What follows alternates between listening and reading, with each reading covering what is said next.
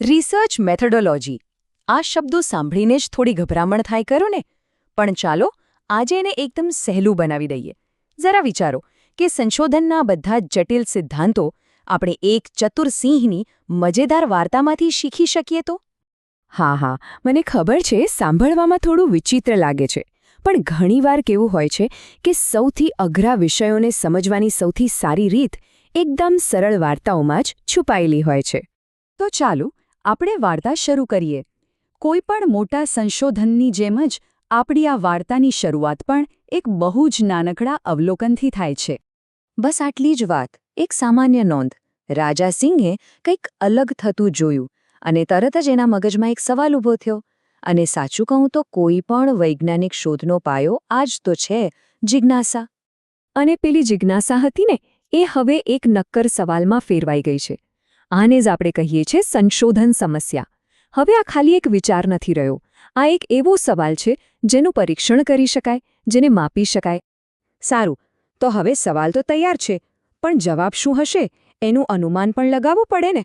પણ જુઓ, વિજ્ઞાનમાં કેવું છે કે દરેક અનુમાનની સામે એક શંકા પણ ઊભી હોય છે, જાણે એક વૈજ્ઞાનિક દ્વંદ્વયુદ્ધ. અને આ રહ્યા આપણા બે યોદ્ધાઓ. એક તરફ છે રાજા સિંહનો આશાવાદ, એમને પૂરો ભરોસો છે કે આ જ્યુસ ચોક્કસ ઝડપ વધારશે. અને બીજી બાજુ છે આપણા વૃદ્ધ અને અનુભવી કાચબાભાઈની શંકા. એ કહે છે આ બધું ખોટું છે, જ્યુસથી કંઈ જ ફરક નહીં પડે. રિસર્ચની ભાષામાં આ બંને વિચારોના ખાસ નામ છે. સિંહનું જે અનુમાન છે ને, એટલે કે જે અસર આપણે સાબિત કરવા માંગીએ છીએ, તેને કહેવાય વૈકલ્પિક પરિકલ્પના અથવા H1. અને કાચબાભાઈની જે શંકા છે, એટલે કે કોઈ જ અસર નથી, તેને કહેવાય શૂન્ય પરિકલ્પના અથવા H0. મજાની વાત તો એ છે કે એક સંશોધકનું મુખ્ય કામ જ કાચબાભાઈને ખોટા સાબિત કરવાનું હોય છે. ચાલો, તો સવાલ નક્કી થઈ ગયો, બે અનુમાન પણ તૈયાર છે. પણ હવે આ પ્રયોગમાં ભાગ કોણ લેશે?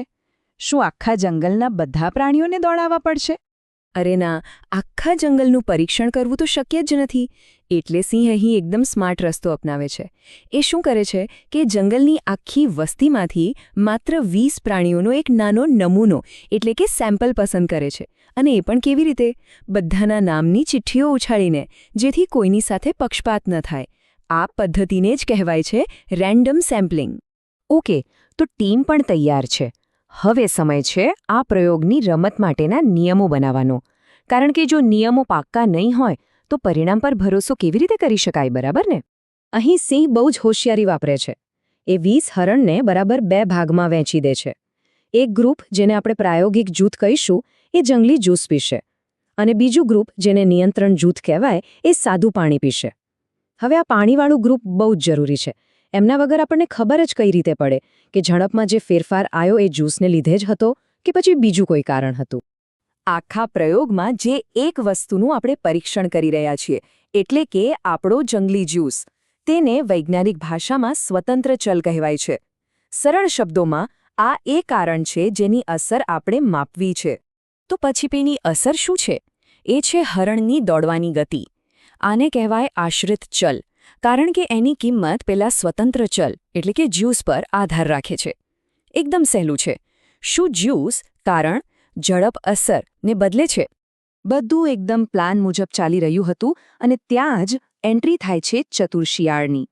એ આવીને એક બહુ જ મહત્વનો મુદ્દો ઉઠાવે છે અને સાચું કહું તો એની આ ચેતવણી આખા પ્રયોગને બરબાદ થતાં બચાવી લે છે. શિયાળની વાત એકદમ સાચી હતી. જો આપણે ખરેખર ફક્ત જ્યુસની જ અસર જાણવી હોય તો બાકીની બધી જ પરિસ્થિતિઓ બંને ગ્રુપ માટે એક સરખી હોવી જોઈએ. આ પરિબળોને નિયંત્રિત ચલ કહેવાય છે. એટલે નક્કી થયું કે બંને ગ્રુપ એક જ મેદાન પર એક જ સમયે દોડશે. હવે આ થઈને એકદમ નિષ્પક્ષ સ્પર્ધા.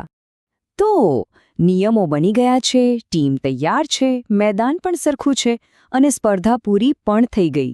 હવે એ ઘડી આવી ગઈ છે જેની બધા આતુરતાથી રાહ જોઈ રહ્યા હતા.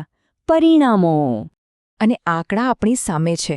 સ્પષ્ટપણે જોઈ શકાય છે કે જે ગ્રુપે જ્યુસ પીધો હતો એમની સરેરાશ ઝડપ હતી 80 કિલોમીટર પ્રતિ કલાક, જ્યારે પાણી પીનારું ગ્રુપ 60 પર જ અટકી ગયું.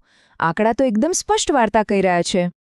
પણ એક મિનિટ, શું આ 20 કિલોમીટરનો તફાવત ખાલી નસીબ જોગે આવી શકે? અહીં ફરી એકવાર શિયાળ પોતાનું ગણિતનું જ્ઞાન બતાવે છે. એ ટી-ટેસ્ટ જેવી એક આંકડાકીય પદ્ધતિ વાપરીને સાબિત કરે છે કે આ પરિણામ માત્ર સંયોગ નથી પણ આંકડાકીય રીતે મહત્વપૂર્ણ છે. એનો સીધો મતલબ એ થયો કે જ્યુસ ખરેખર કામ કરે છે અને આપણા કાચબાભાઈની શંકા ખોટી સાબિત થઈ. તો સિંહનો પ્રયોગ સફળ રહ્યો. એણે જે સાબિત કરવું હતું એ કરી બતાવ્યું. પણ એક સારા સંશોધકનું કામ અહીં જ પૂરું નથી થઈ જતું. આ વાર્તાનો છેલ્લો અને કદાચ સૌથી મહત્વપૂર્ણ બોધપાઠ તો હજુ બાકી છે. અને આ છે રાજા સિંહનું સૌથી શ્રેષ્ઠ કામ. પ્રયોગ પૂરો થયા પછી એ બધા હરણને ભેગા કરે છે, એમને આખા પ્રયોગ વિશે સાચી માહિતી આપે છે અને એ પણ ખાતરી કરે છે કે બધા એકદમ સ્વસ્થ અને બરાબર છે. સંશોધનમાં નીતિશાસ્ત્ર ખૂબ જ જરૂરી છે. જે લોકો આપણા અભ્યાસમાં ભાગ લે છે એમની સાથે હંમેશા આદર અને પ્રામાણિકતાથી વર્તવું. તો ચાલો આખી વાર્તા પર એક ઝડપી નજર ફેરવી લઈએ. આ ચાર્ટ બધું જ એકદમ સરળ રીતે સમજાવી દે છે. જુઓ, વાર્તાનો દરેક ભાગ સિંહના સવાલથી લઈને શિયાળની સલાહ સુધી એક મોટા સંશોધનના ખ્યાલ સાથે કેવી રીતે જોડાયેલો છે. આને જોયા પછી આખી સંશોધન પ્રક્રિયા એકદમ સ્પષ્ટ થઈ જાય છે. અને હવે છે છેલ્લે વિચારવા માટે એક સવાલ.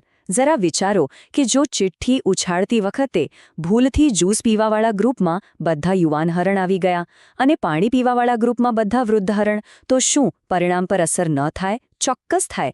આવા જે છુપાયેલા પરિબળો હોય છે જે આપણા પરિણામોને બગાડી શકે છે તેને રિસર્ચમાં શું કહેવાય? આના પર વિચાર જરૂર કરજો.